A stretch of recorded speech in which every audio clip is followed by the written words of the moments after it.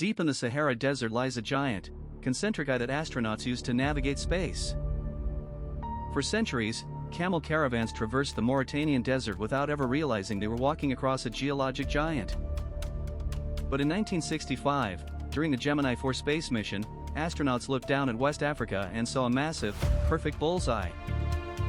Stretching 40 kilometers wide, it looked like a colossal eye staring back into the cosmos.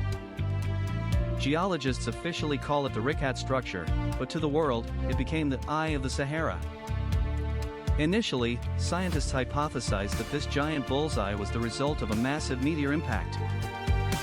However, repeated field studies found no shocked quartz or altered minerals that a cosmic collision would leave behind. Instead, mainstream science offers a geological explanation that is older and more complex. About 100 million years ago, a giant bubble of magma rose from deep within the Earth, pushing the surface crust upward. This created a massive dome, like a giant pimple on the planet's surface. As the magma chamber cooled and collapsed, the top of the dome caved in, leaving a bowl-shaped structure. Over millions of years, wind, rain, and desert heat eroded the alternating layers of hard and soft rock at different rates. This unequal erosion sculpted the concentric rings of rock we see today, creating the illusion of a giant eye. But there is another, highly controversial theory that captures the internet's imagination. Some independent researchers believe the Eye of the Sahara is the physical location of the lost city of Atlantis.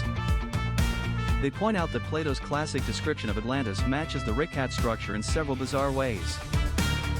Plato described Atlantis as a circular city measuring roughly 24 kilometers wide, surrounded by concentric rings of water and land. The inner rings of the Richat structure match these dimensions surprisingly closely. Plato also wrote that Atlantis opened to the sea to the south, and was bordered by high mountains to the north. Satellite images of the Richat show mountain ridges to the north and geological evidence of ancient water flow to the south. Even the rocks of Mauritania match Plato's colors: red, black, and white stone. Yet, mainstream archaeologists completely reject this connection. They emphasize the absolute lack of archaeological evidence at the site.